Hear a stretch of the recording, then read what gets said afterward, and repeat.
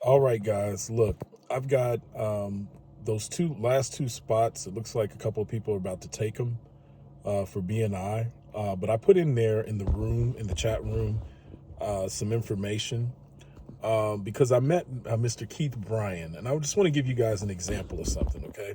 So you can't predict what the future is going to hold. You just can't. Like, none of us can predict anything, right? We couldn't predict COVID-19. I find it amazing when people are talking. The first thing they want to predict is they want to predict what comes next, and that's not what you do if you're going to become a go-getter. You got to leave that part of your personality and move on to the part that just goes and gets it done. I know fear is going to set in.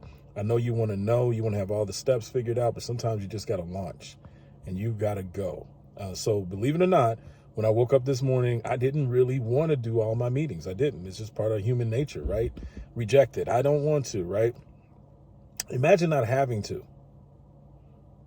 Exactly. That's where I'm at. I don't have to, but I needed to. I met with Keith, and you're talking about the literal best BNI, Business Networking International call, one-to-one I think I've ever had, just to be honest with you. I dropped in there the Christian concert that he did. I mean, he's a go-getter. I mean, pretty much, guys, just think of it from this perspective. I'm a promoter already. This man is also pretty much a promoter. So we're just talking amazingness, really, in so many different ways. This is just amazing what we were able to accomplish today. None of that could have ever been possible had Brian already predetermined my outcome. And that's what I really want to talk about. Unpredictable outcomes. Most people are trying to predict where they're going to go and where they're going to be and where they're going to end up. And I'm telling you, there is no way to wealth. There's no pathway to success when you over scrutinize every single action. Let me see, how do I do this and where do I go and what happens next? Some of those things you have to problem solve yourself. I got a little kicker and a surprise for you that most of you probably don't know.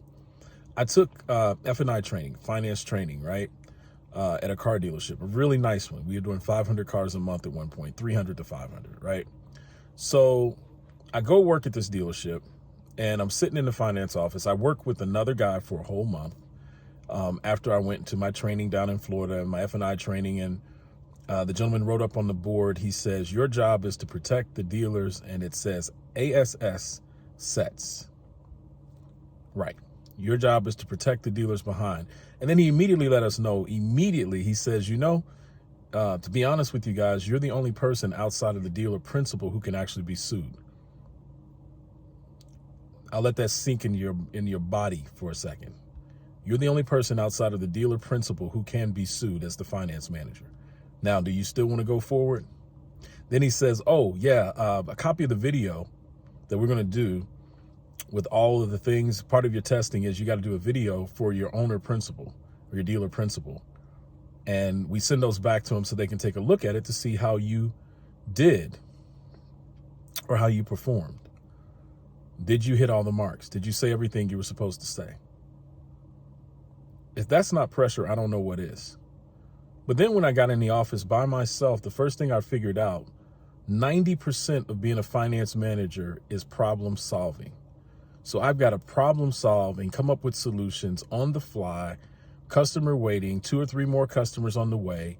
That's what it's all about. You don't have predictable outcomes when you have to problem solve. You can just go with it and move on to the next thing. And it taught me something about myself, right? Sometimes we're conditioned to believe things that are not true. We're conditioned to try to attempt something in a way that's not real. It's actually not real. It's not even tangible, and it's never going to lead you to success. And they used to say that the finance position was the role that was actually training for the general manager position. And, you work with accounts receivable and everyone else. And I realized that was actually true. I was training to be a general manager. General manager has to solve problems on the fly. And I'm only saying that to say, I know we all have different levels of capacity, but we do all have problem solving abilities. That's how you survived this long. You didn't survive because you didn't have it. You survived because you have it. But you got to trust yourself, right? And I know that these are new situations, but, ask questions that, are a little difficult to answer. No problem. But when you just ask questions for the sake of asking questions, that's it. That is a problem. And you really need to solve it yourself. And you can do this. You guys all have the capacity to do this. I know I'm not going to be breathing forever. So my goal was to get you to a place where you could actually get it done yourself. That's it. Really, really, really simple. But I'm having a blast over here. I'm sorry. I'm having a blast. I mean, I'm going to I had Stephen K. Scott training earlier today, or he's talking about Numi and the training, the mentorship last night. Dr. Stan's 15 minutes of fame. I mean, the breakthrough challenges. I did pay my $57. It's only $57. Are you kidding me, guys? Do you know what you're getting here? And to be honest with you, this isn't the same routine. This isn't the same stuff that Dr. Stan was given before. And I send you excerpts of some of the information that he gives because I want you guys to understand this is legit. You're getting 15 minutes of just powerhouse information, right? That if you really are willing to take it and move on, move forward, man, this stuff will just boost your day.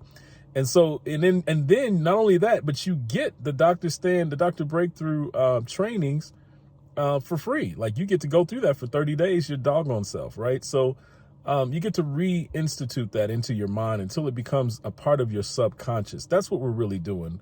We're trying to alter our subconscious because right now your subconscious is fighting you. It's resisting your success. And you can't let that happen. So that's what I wanted to give to you guys. I wanted to let you know, take advantage of everything that's out there. I mean, who knew Keith Bryan really cares about prayer just like I do? He's been ministering for 27 years. For some of you who don't know, I've been ministering since I was 23 years old. 28 years. I mean, the man was almost my twin. I mean, he's 6'2", I'm 6'2", right? He owned a gym. We own part of a gym. I mean, we were just going toe for toe. And when he got in talking about Bishop William Seymour and Billy Graham and some of the people we were talking about, I was like, man, I know you believe in prayer. You're a prayer warrior. And he said, yeah. He said, man, there was something about you in that minute and a half. Guys, I was doing a speed networking. I came in and started talking, and the man said, there was something about you.